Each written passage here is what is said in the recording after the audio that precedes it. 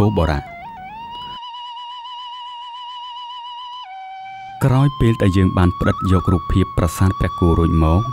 យើងបានមកដល់ប្រាសាទបាគងវិញម្ដង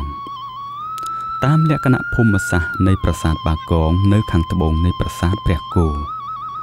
កសាងឡើងដោយស្នាព្រះហស្ថព្រះបាទឥន្ទ្រវរ្ម័នទី1ក្នុងឆ្នាំ881ដើម្បីឧទ្ទិសដល់ព្រះឥសូរក្នុងព្រហ្មញ្ញសាសនាតាមឯកសារបានបញ្ជាក់បន្ថែមថាប្រាសាទបាគងសង់នៅចំកណ្ដាលនៃទីក្រុងហរិហរលីជាប្រភេទប្រាសាទភ្នំតំណាងឲ្យព្រះសុមេរុ